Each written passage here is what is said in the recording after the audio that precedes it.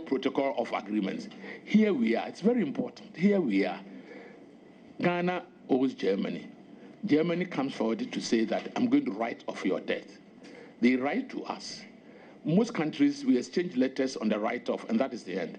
But Germans, they insist on an agreement because their parliament insists on an agreement to show that they can take it off their books. Now, agreements, we have agreement with Germany. The official language to be used for the signing is German. We have it with the French. Official language to be used for signing is French. The English is by the side, it's not used. The figures in the agreement, we give it to them because the debt is on our books in the Ministry of Finance. When ministers of finance and House of State are to sign an agreement, the backroom job would have been done by the people. The figures, we send the figures there to be put in the agreement. On the day of signing of the agreement, it is komisch. The Germans will say, it is ridiculous for anybody who think that an agreement of 25 pages, which is writing off your debt to them, you will read it on the spot and sign. We don't do that. For heaven's sake, protocol demands that we just open the page for signing, you come ceremoniously to sign, because we had agreed on the figures earlier. So when people were talking about, why should I read that agreement in that room? That's not how it is done. People who did not understand any of this became pontificating what should have been done. And I myself said, I did not read. Why should I? I gave them the figures. The figures were picked in the Ministry of Finance, that the debt standing on our books, which we want to write off, is 45.8 million euro. And we have picked it from Bank of Ghana. So this whole idea of me reading English or German is irrelevant. Because we don't dare in any agreement, Mr. Chairman, read the agreement in the room before signing. We would have done all the job. And some pressmen just jump at it. So when people want to destroy in Ghana, it's very easy because they try to say things which, between the falsehood and truth, looks close. Yes, I did not read it, but it is not necessary. It is never done that you read the agreement at the ceremony of signing. It's never done. The Minister of Finance comes together with the German Minister of Finance, sign with me. Did he read it? He never read it. He came and our agents showed us the dotted line. We signed, drank some coffee, off we go. So what this whole idea of signing this was quite, the Germans themselves say, you see, the German ambassador later called me, said, this is komisch. You know komisch in German means, this is funny. Ghanaians are talking about you reading the agreement in the room before signing. For heaven's sake, that is never done. Thank you, Mr. Nominee. Shall we proceed, please? Your last. Thank you very much, Mr. Chairman. My last question has to do with some emphatic statements you have made before the committee today. First, you said that you are going to review the IMF program or even renegotiate. And then you also talk about removal of some taxes. Looking at the position you are to occupy, senior minister, a coordinator, I strongly believe that this does not fall under your purview directly. It is the work of the Minister of Finance. Are you not going to usurp the powers of the minister because you have held this position before? Because looking at the way you're speaking as the Minister of Finance, but you are the coordinator. Mr. Chairman, I think you are misunderstanding. We are talking about we. I was talking on behalf of the government. The government has taken a decision to review the IMF program. We took it 3 days ago, and I was part of that decision. So when I said we are going to review, sort of Safo matter, is the MPP government that's going to review. And when we say that we're not going to take this on board, it's we. No, we're talking about the government, because we have actually discussed it at the management and we've taken the decision. So I can say on authority that we have decided to review the IMF program. And I think they expect us to do it anyway. Thank you, Mr. Nominee. I think you've adequately answered the question. Now, the three members of parliament on the majority side, I'll give you one question each, so we can stay within the 1.5 hours. Please start.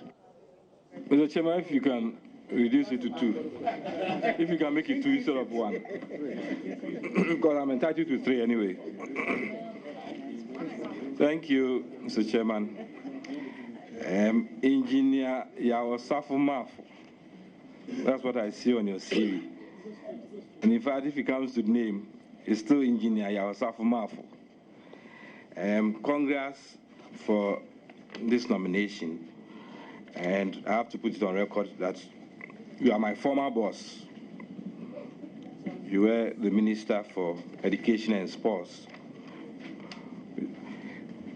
On your CV, between 2001 and 2004, as Minister of Finance and Economic Planning, you stated that you oversaw the turnaround of the economy after a period of high inflation, high interest rates, unsustainable external and domestic debt, and significant depreciation of the currency. Indeed, unfortunately, the chairman has said that we should be brief. I have a copy of the 2001 budget that you submitted, the first budget, 9th March 2001. And if you go through the budget, it's obvious that what you stated here is exactly what you did between 2001 and 2004. Now, my first question will be on procurement. Indeed, on 17th September 2004, the Ministry of Finance and Economic Planning, in fact, you as the minister, you provided guidelines for single source procurement using public funds already approved by Parliament. And then, if you look at Preamble 5, you said institutions are required to satisfy 3 main conditions when applying for single sourcing. That is justification under Clause 40 of Act 663, capability and qualification of proposed firm, and conditions of contract and financial proposal. Now, if you look at annual reports of the Public Procurement Authority, we have several of them, but if I refer to even the 2014 annual report and 2015 annual report, the figures for sole sourcing are frightening. Indeed, for 2014, we have 452. And for 2015, sole sourcing. And for 2015, 666. That's the approved. Can you justify sole source projects or amount? No, projects. Approved and conditional approval. These are the reports. For 2015, 666. Indeed, if reports from the transition team are anything to go by, for 2016, it's even far higher. Now, would you agree that for all intents and purposes, the system appears to have been abused? And what measures would you advise should be put in place to curb this abuse? Yes, I finished procurement. I'm alarmed at these numbers, but I want further to know what is the total number out of which 666 were sole sourced. What percentage does this constitute? Was it more than half of it, or 80% of total procurement carried out? Just for us to have an idea whether the order of the day was sole sourcing. Certainly, it appears from the reports, the annual report, official reports to Parliament, that appears to be the order of the day. But later on, you can go through the reports. Okay. Thank you very much. I think me and you, knowing the situation we find ourselves financially, this practice must certainly discontinue. And we have the Procurement Act so that we make sure that the Act is respected. And whoever, we must be strict about it. This is a little frightening, but I would want to look at the details later. Thank you very much. Thank you, Minister Designate. The second question is from the MPP manifesto. on page 5 of the, this is the highlights. We have the highlights and the major one, but they contain the same thing. On page 5 of the highlights, MPP's economic policy direction. It says to achieve our objectives, our principal economic policy direction will be to 1, restore macroeconomic stability, 2, shift the focus of economic management from taxation to production, 3, manage the economy competently, and 4, make the machinery of government work to deliver the benefits of progress to Ghanaians. You've answered, or you've addressed most of the issues, especially 1, 2, and 3. Now for the 4th one, make the machinery of government work to deliver the benefits of progress to Ghanaians. How would you address this? Or what advice would you give?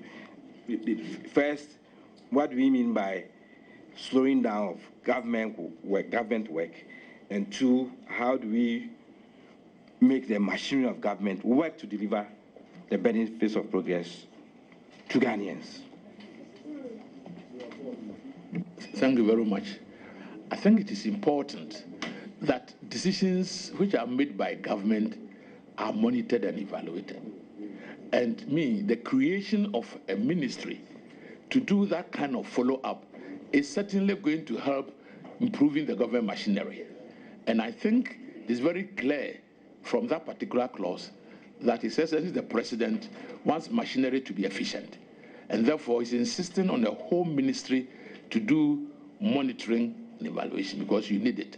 Hitherto, perhaps people are giving jobs. Nobody follows up to ensure that things are done and done within time. It's not only that you do it, but this to take advantage of something must be done and done within a time frame. So I think we should all put our heads together to ensure efficiency and supervision of whatever is to be done and done properly. Honorable Ada. Thank you very much, Mr. Chairman. Mr. Chairman, let me put on record that it's unfair for you to keep my colleagues and I to the last minute and limit us to only one question each. Thank you. This is positive discrimination. Thank you. All the time to ask all the questions we want. Thank you very much.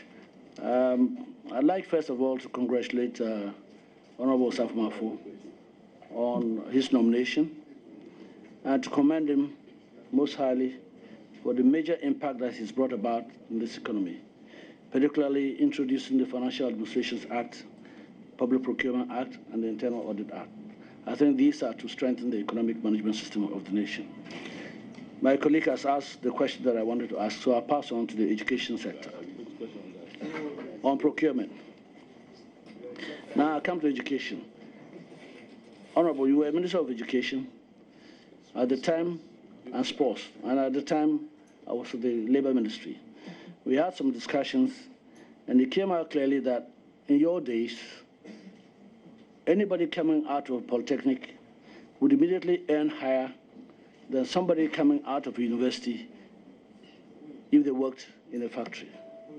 We are seeing the situation now where most polytechnics are being changed into universities. And we all know that universities are training people to become directors and executive directors of companies. If all the universities are changed to, the polytechnics are changed to universities. Technical universities, I know. But we may not have technical operational staff at the factories. Will there not be a gap? If there is a gap, with the desire of the government to transform the economy through the economic sector by way of industrialization, how do we meet this gap? Thank you. I think we have a problem in this country. Perhaps we are talking about top 4 universities in the world.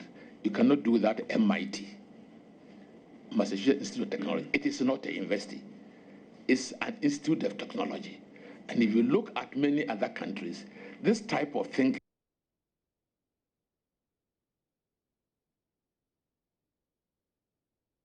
of skills that they bring about. And somehow, conceptually, most Ghanaians believe that they should have a university education. So there's a need to convert even all the polytechnics into university, so that the title university will be attached.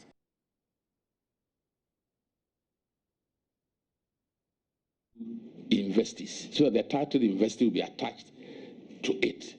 Whereas we could have developed along the lines of technologists without necessarily being universities. It's something that is psychological, and we should look at it. Because what we should be looking at is getting the required manpower to push development in this country, and not necessarily talking about university degrees, talking about required skilled manpower to run the system. And when that happens, it means people will even earn more by being technologists than by being university graduates. That's my view. It's something we should revisit and think through. Thank you. Honorable Member Fasqua. Thank you, Mr. Chairman.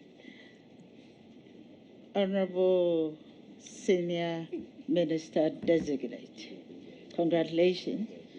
I also want to put it on record that Honorable has been my boss before, and he has been my mentor throughout at NIB.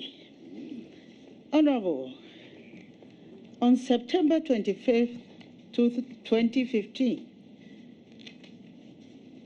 countries all over the world, including Ghana, adopted a set of goals to end poverty, protect the planet, and ensure prosperity for all, and therefore prescribe a sustainable development agenda. Each goal has specific targets. The government of the day has a role to play.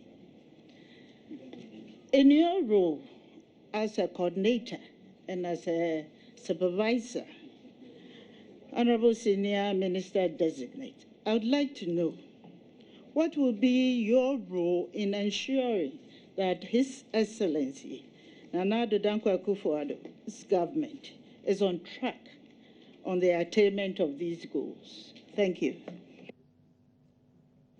Thank you, Honorable Member. I think the easiest way to attain these goals is to have these things coordinated, so that the left knows what the right is doing to push a particular direction. So this role I am going to play will further enhance our chances of meeting these development goals, because we are going to make sure that we pick them one by one and see which knob to press to ensure that we get closer to achieving the goals. If we left them out uncoordinated, you can see the consequence. So the coordination becomes even more important and more emphatic.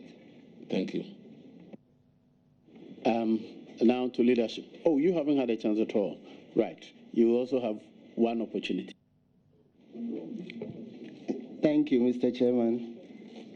Honorable Nanaya Osafo-Maafo, congratulations. As a coordinator of sector ministries, by your definition, I know you are blessed with a lot of experience per your CV and practice.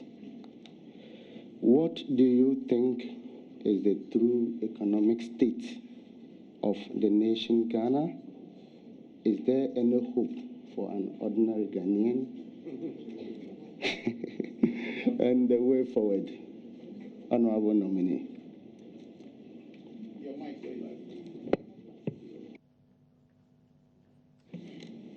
Honorable Member, I think the economy is certainly not in the best of shape, but it is doable. I can put it that way. And perhaps it is because Ghanaians want that new direction. That's why they voted for us. And we should go in there and try to make a change. That's what I would say. Hope certainly there is. I mean, the situation has been worse for other countries before, and I don't see any problem. As I said, our economy is fundamentally strong, and therefore, if we discipline ourselves and do certain things right, we should be able to get ourselves out of the woods as soon as possible. But we need to work hard and discipline ourselves. Thank you very much. Now to the leadership. Thank you very much, Mr. Chairman. Mr. Chairman, the nominee, going through your CV, there was a gap between 1989 and 1990.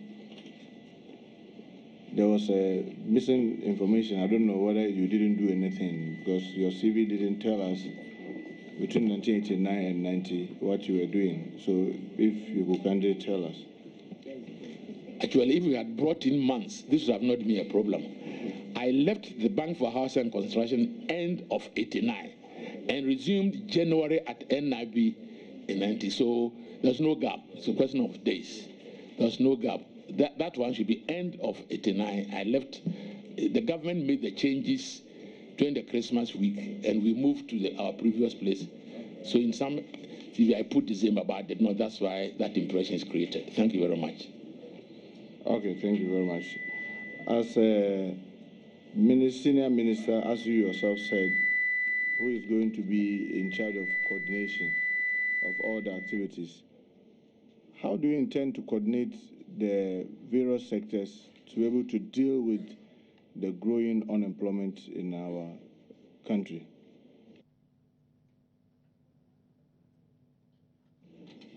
The unemployment is worsening because there's no growth.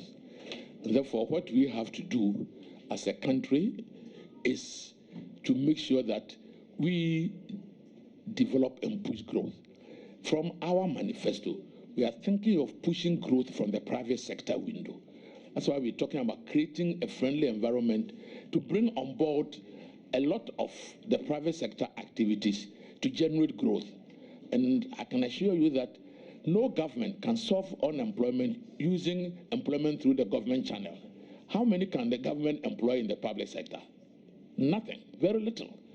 Employment must come from the private sector. And this is how we should all think along and push it. If employment is going to come from the private sector, then we should make it easier for the private sector to thrive. So I think that is a collective effort and we should work along those lines. You said the government can do nothing, but I we can do so by creating that environment to enable the private sector to thrive, to grow. But government should not dream of solving the unemployment problem by employing people in the public sector. How many can the civil service take at any point in time? Sir, at the time I was the Minister of Education, we had 6 public universities. 6 public universities. Today, as I speak, we have 650-something universities. So let us think gradually. Yes, private universities. Yes, no, 400 and something. No, 67. Thank you. 67. Sorry, 67. I don't say 67 universities. Now, private universities. Now compare the output of 6 and that of 67 plus 6 make it 73. Is it not scary? In terms of output and opportunities available. So we should not be thinking about the public sector as a source of employment. It should be the private sector, and we should push it hard. Thank you, Mr. Chairman. Mr. Chairman, I want to find out from the nominee.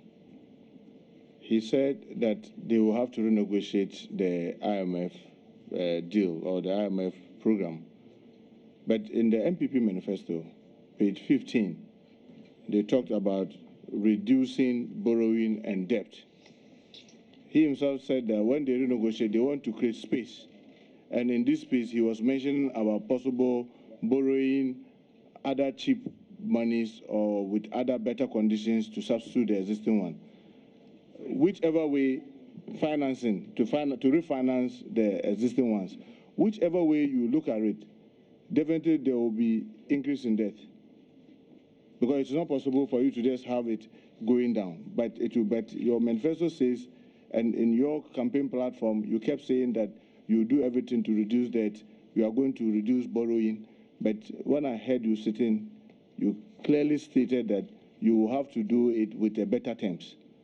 How do you reconcile these two positions? Hello, sir.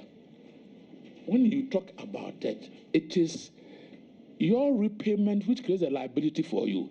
If I'm paying 100 cedis a month, and I'm able to reduce it to 50 cedis a month, as far as servicing the debt liability, I've come down by 50%. It's different from the corpus of the debt. So when you do refinancing, to such that your repayment comes down, you have reduced your debt. Because as a balance sheet, what you take on board is your repayment. That's what saddles you. And you can reduce it by various arrangements. So the two are not inconsistent. I don't know whether I make myself clear. No, because if you borrow, let's say you borrow, you may be. But after borrowing, your stock debt goes up. But your repayment of 100, because of the new arrangements of the borrowing, comes to 50. On your monthly, call it overhang, you are paying 50 instead of 100. Is it not reduction? No, I mean, that's why we were calling smart borrowing, and they said that it wasn't good. Because at the end of the day, I'm just looking at the terms that you use.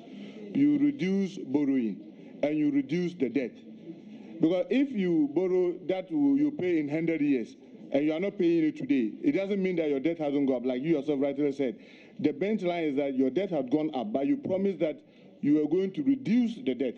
You have reduced your debt burden, and this would affect your cash flow, and that is what you need to run the system.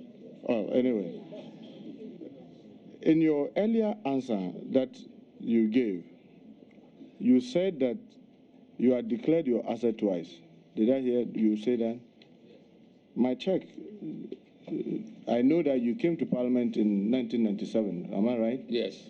So between 1997 to 2001, you were supposed to have another declaration. And then in 2005, you were supposed to have another declaration. And then when you left in 2009, so I knew that you should have had at least about 4 declarations. Why have you done 2? Because I can quote the Constitution for you.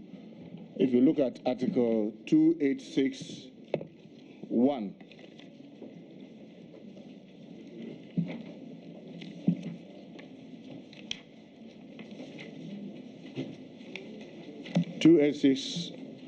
says, a person who holds a public office mentioned in Clause 5 of this article shall submit to the Auditor General a written declaration of all property or assets owned by or liabilities owned by him, whether directly or indirectly, A, within 3 months after coming into force of this Constitution or before taking office, as the case may be, B, at the end of every 4 years, and C, at the end of his term of office.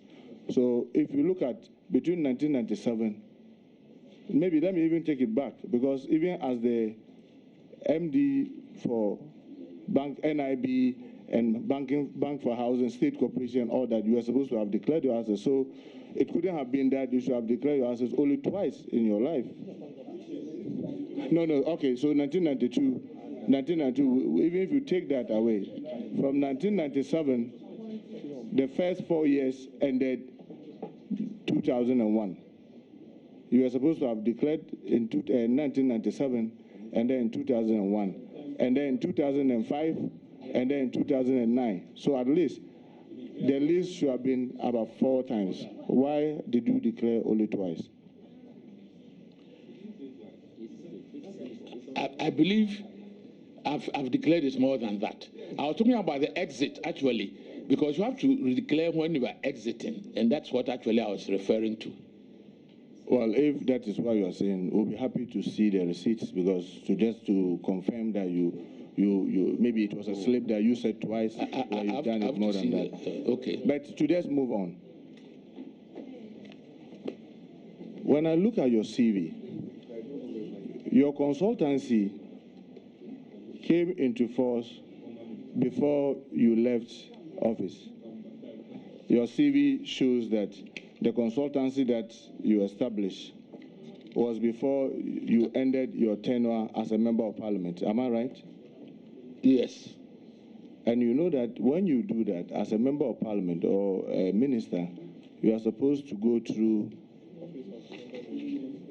this check from your office. I got permission from the speaker in writing.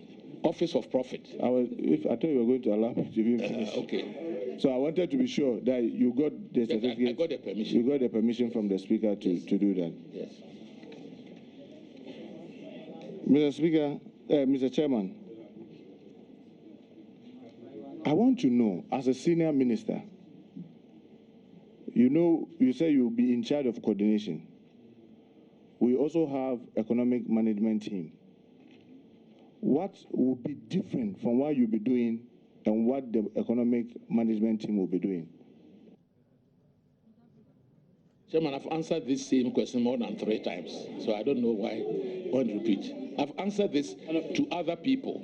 The same thing, put in the same way, so I don't know why we want us to repeat ourselves. Well, let me please ask another question. I grant that. Maybe I didn't hear the answer, so I grant that.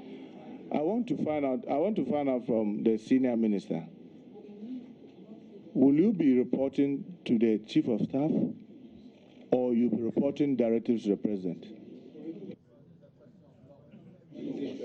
Somebody put it, this question on the floor. Every minister reports to the president. Please. Every minister reports to the president. And I will report to the president. Because you said I'll be reporting to the president. You said earlier in answering question that the chief of staff will be dealing with matters in and around the president. Maybe not just quoting verbatim, but all you said was that the chief of staff will be dealing with issues around the office of president. And you know from experience that because you are a minister, most of the things that you will be reporting to the president mostly will be through the chief of staff. That's why I'm asking, are you going to be reporting to the chief of staff or directly to the president? No, I will report direct to the president. Mr. Chairman, my last question. Is sole sourcing illegal?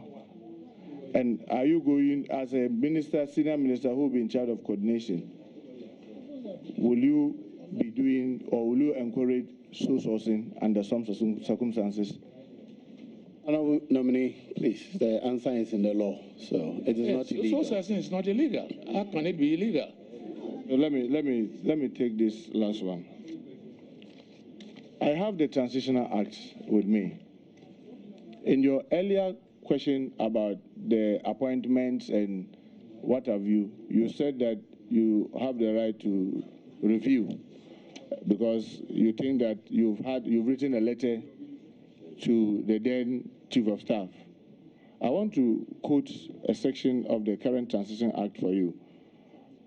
11.1. It says that 2 days before dissolution of Parliament, the Clerk of Parliament shall summon a meeting of the elected members of Parliament to elect a speaker, and then on and on.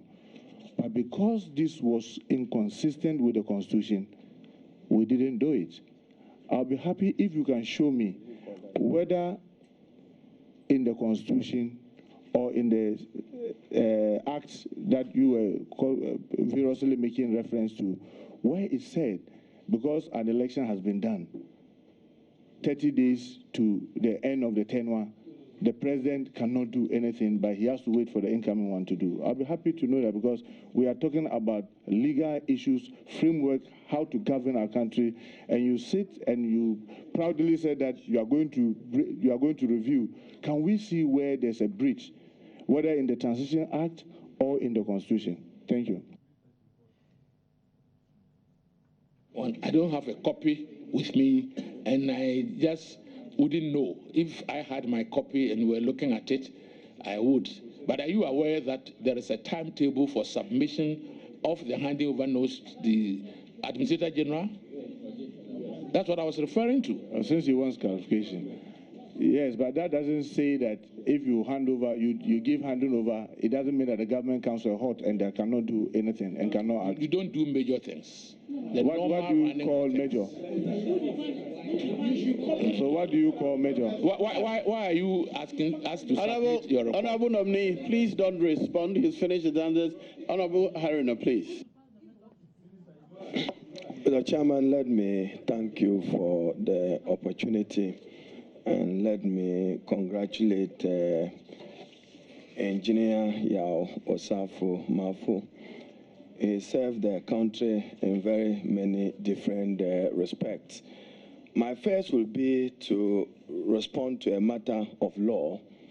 Now, if you copiously refer to the Transition Act, and the Transition Act provides that handing over notes shall be made available to the administrator 1 month before the election. Do you agree that you couldn't have had a transition team before the election?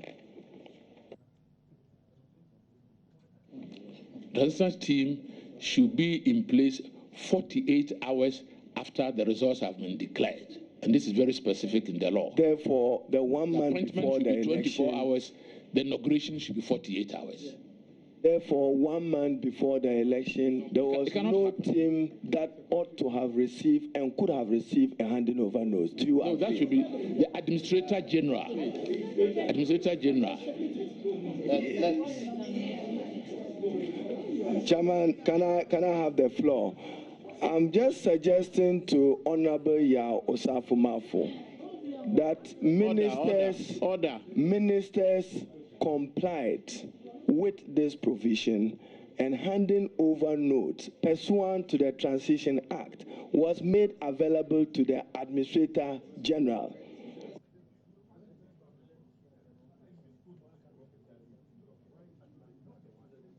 So why didn't the Administrator General give them to us? He had to wait until the joint transition team was constituted per the requirement of the 48 hours after the election, and that was done. Mr. Chairman, after the 48 hours elapsed, we received 8 out of about 30. So why would you say that it was done? If you were there, you remember. They brought a letter for 10, and when we got there, were only 8 in it.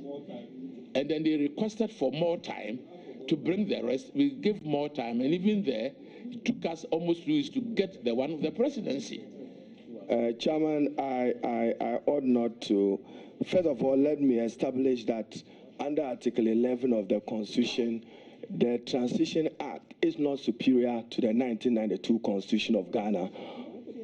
And therefore, you will be swearing an oath as minister. And in that oath, you will be swearing that you would uphold the laws and the Constitution of Ghana, which includes Article 66 that the Honorable Samson Ahi referred to. Will you respect that? Read that law again, please.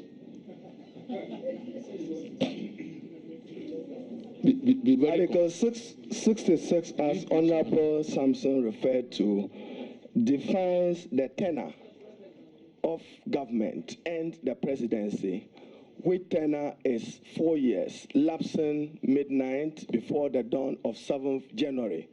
Will you recognize that acts that are done, save that which are unlawful, are within the mandate of the administration? Certainly. Thank you.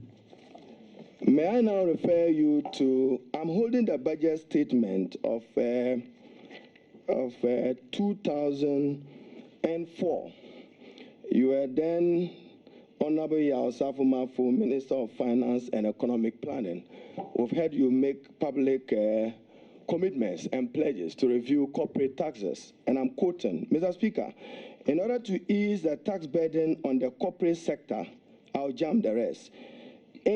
Corporate income tax rate from the current 32.5% to 30%. Would you admit that you are inheriting a better corporate tax regime today? I would say yes and no. I would say yes because we are inheriting 25. But as we brought it from 32, depending on the period, if I were managing, I would have had tax at about 20% by now. It's a period you are looking at. So you can't just say that for all that period, you want to attract businesses. It depends. But yes, it is lower than what it was at the time. And you are talking about 2004. May I also refer you to page 82, another 202 financial year budget statement, Honorable Yao Osafo Mafu. Today I've heard you on nuisance tax and VAT and others, and I quote, the VAT service will focus attention this year on taxable services provided within the finance and banking sector. Therefore, are these taxes new? This was in 2002, where you were charging VAT on the financial and banking sector. They are not new, but time-wise today is inappropriate because time changes and we've got to change it. And see, taxation is a function of time. And you are in competition with your neighbors, you are in competition with others, and therefore something which you could hold and defend in 2002, you cannot defend in 2016. I'm surprised you are not paying attention to time and you are just referring this. Yes. Honorable Engineer Yao Osafumafu, in October 2004, you have worked with the World Bank and the IMF, and you are aware that the IMF deals with governments. Yes. And you are aware that the government of Ghana has a 3-year external credit facility with the IMF. Its review has to be consensual, not unilateral. Will you say that the decision by your economic management team for a review is as yet a unilateral decision? You don't know what has happened in between. The IMF is sending an advance team on the 3rd of February as a staff mission. And before they did, we have had discussions with our vice president. And we have indicated the need for a review because of our own policies. And they will come around 15th, 16th for actual visit and possible review. So I think a lot has gone on between us and the IMF. They deal with the governments and they are dealing with the current government. And that's normal. Whilst I agree with you, the IMF have always sent review teams to Ghana. That is not the same thing as renegotiating aspects of an agreement that was concluded between the government of Ghana and the IMF as this memorandum of economic framework. What aspects of it do you intend to seek review on? Is it on 0% financing from Bank of Ghana? Is it on fiscal? Let us know. Or reforms within the public sector? One, I gave you 2 dates. I said they're coming early in February as a staff. That's not for the review. They are coming middle of February for the review exercise. And we're already talking with them because we must do the review before our budget comes out early in March. Because our budget should translate the figures we will arrive at with the fund into the budget. And therefore, we have all this slotted in our dates. Honorable nominee, you have served this country right as Minister of Finance.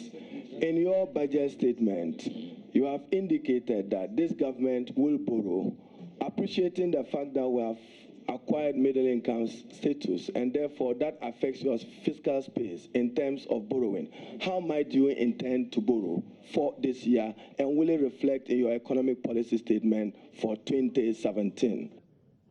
I've not, at the moment as I speak, we don't even have all accurate figures from both Bank of Ghana and Minister of Finance. We are getting a lot of inconsistencies arriving out what we call arrears in the pipeline, the Control Accountant General's office, etc. I will not be in a position to talk about financial gap. You can only talk about borrowings when you have determined some of these things, which we are not able to do now. So I can't really talk about level of borrowing. Thank you very much. You would be minister in an amorphous nomenclature of senior minister, or otherwise as defined by you, minister responsible for coordinating economic ministries. How do you intend to use that to address the growing unemployment in the country as you indicated in your earlier submissions? This has been answered. This has been answered twice, please.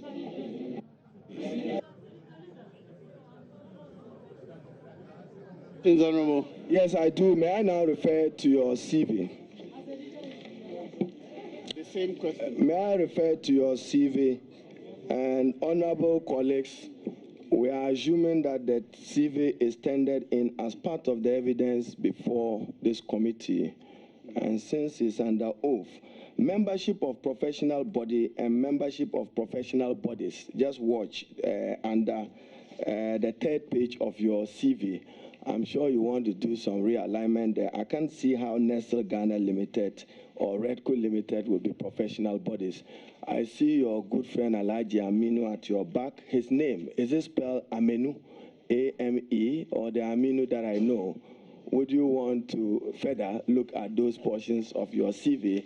It's indicated as reference, Alhaji Engineer Amenu Amado. I know it's Aminu Amado.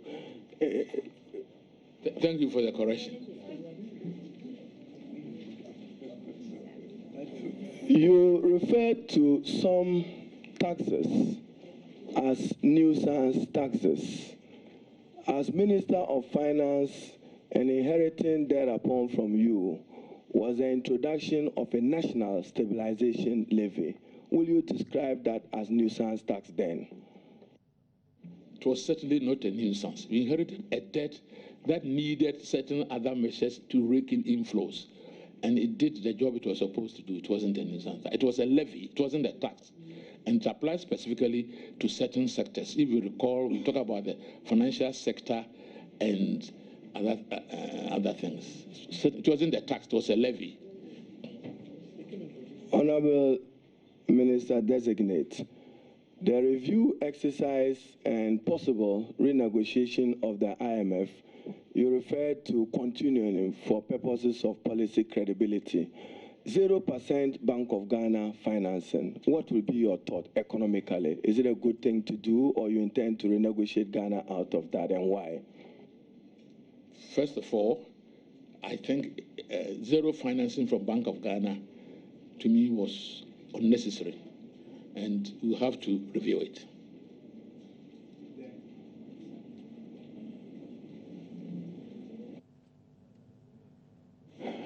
Chairman, in any case, even though you negotiated zero financing Bank of Ghana, in practice, you are nowhere near the zero financing from Bank of Ghana. In practice, it's grossly overdone.